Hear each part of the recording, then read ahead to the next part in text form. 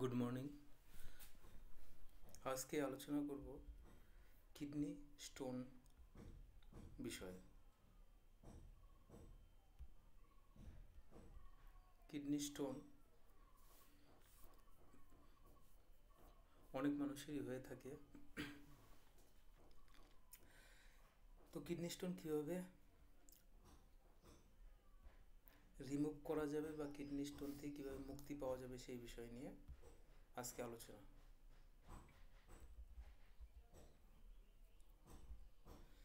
দেখুন, এটা কিডনি, ঠিক আছে? এটা বাঁ দিকের কিডনি, বাঁ দিকের কিডনির বাঁ দিকের ইউরেটার, এটা বাঁ দিকের ইউরেটার, ঠিক আছে? তো ইউরেটারটা হলো আমাদের কিডনি থেকে ইউরিনটা ইউরেটার দিয়ে আমাদের পেচ্ছাপের থলিতে ইউরিন বহন করে নিয়ে আসে, তারপরে আমাদের পেচ্ছাপের ধার দিয়ে বের হয়ে যায়।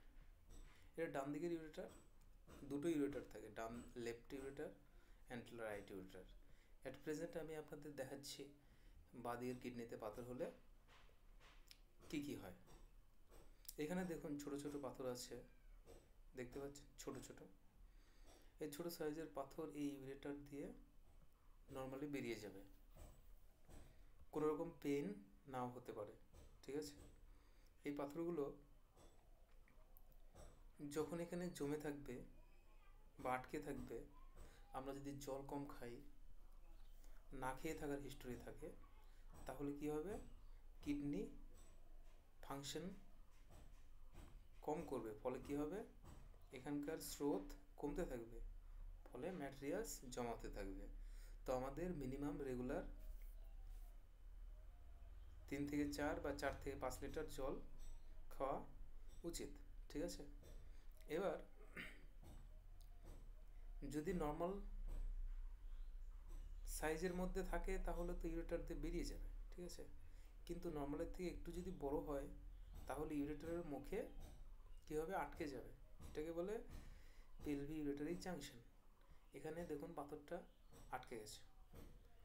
আটকে গেলে কী হবে? ইউরিন এখানে কিডনি তৈরি করবে, ইউরিনটা তখন এখানে জমতে থাকবে, পেলভিস, এই পেলভিস এরিয়াতে ইউরিন জমতে থাকবে। ইউরিন জমতে জমতে কিডনিটা কী হবে? আরও ডাইলেটেড, ফুলতে থাকবে, আর কিডনির পাথরের উপরে প্রেশারটা দিবে, এই পাথরটার উপরে প্রেশারাইজ করবে, তো পাথরটা আস্তে আস্তে নিচে নামতে থাকবে। অনেক সময় কি হয়?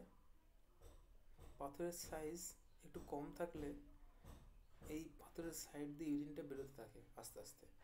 আর পাথরের সাইজটা যদি বড় হয়, ইউরেটারটাকে পুরোটাই যদি আটকে রাখে, তাহলে কিন্তু সেক্ষেত্রে ইউরিন কিন্তু জমতে জমতে কিডনিটা বড় হতে থাকবে এবং কিডনি ড্যামেজ হতে পারে।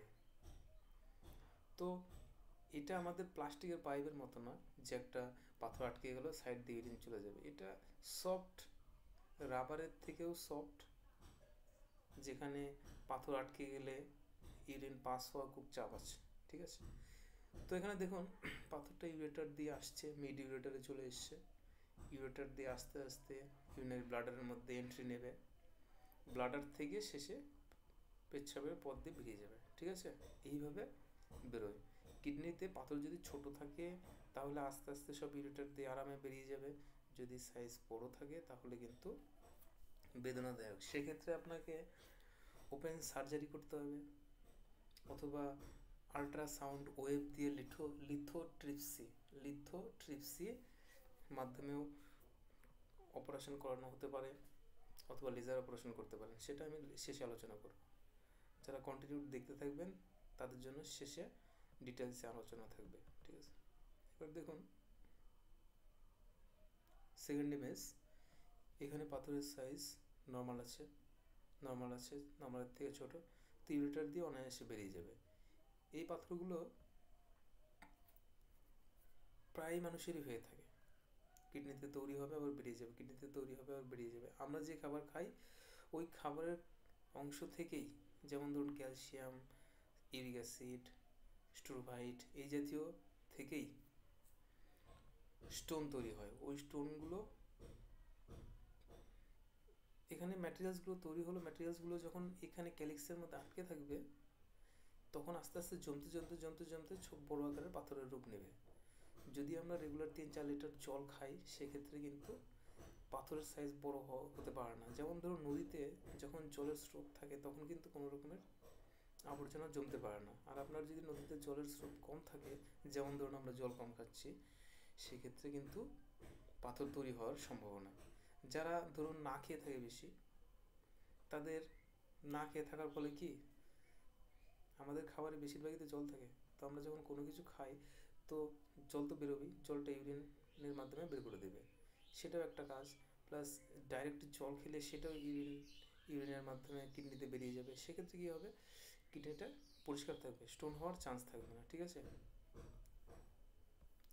তো আমাদের যাদের কিডনিতে স্টোনের হিস্টোরি আছে যাদের জীবনে, তাদের কিন্তু রেগুলার 3-4 লিটার জল খেতে হবে। যখন উনি কাজে থাকবেন তখন হয়তো খেতে পারবেন না, নির্দিষ্ট একটা টাইম সিলেক্ট করে নিতে হবে যে টাইমে উনি 3-4 লিটার জল খাবেন। এবার আসি, আলট্রাসোনোগ্রাফি করলে কীরকম দেখায় কিডনিকে, আর পাথরটা কেমন দেখা যায়, ইউরিন কেমন দেখা যায়। এই দেখুন, এটা কিডনি, ঠিক আছে, এটা কিডনি।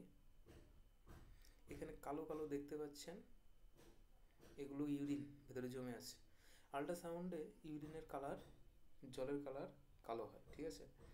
আর এখানে ঝকঝক করছে, this is calculus, single calculus, এটিই পাথর। দেখুন এখানে জাস্ট এখানে শুরু হয়েছে ইউরেটার, মানে পাইপটা যেদিক দিয়ে ইউরিন যাবে, এখানে পাইপে পাথরটা আটকে গেছে। কীভাবে বুঝলাম আটকে গেছে, কারণ এখানে ইউরিন জমছে। যদি পাথরটা আটকে না যেত তাহলে ইউরিন জমতো না। ঠিক আছে, নেক্সট ইমেজে আসি।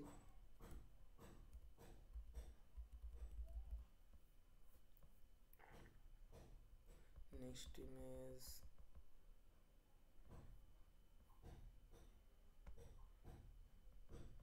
এখানে দেখুন ইউরেটারের অনেকটা ভেতরে ঢুকে গিয়েছে। এটা কিডনি, এই পুরোটা কিডনি, ঠিক আছে, পুরোটা কিডনি।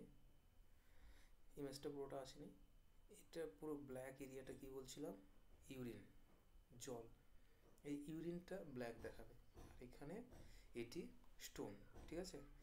কিডনি থেকে কিছুটা বেরিয়ে গেছে, কিডনি থেকে ইউরেটারের অনেকটা ভিতরে স্টোনটা চলে গিয়েছে, তো কিছুটা করে অবস্ট্রাক্ট করছে, যে কারণে ইউরিন কিছুটা পাস হচ্ছে, কিছুটা জমা হচ্ছে, ঠিক আছে। তারপরে দেখুন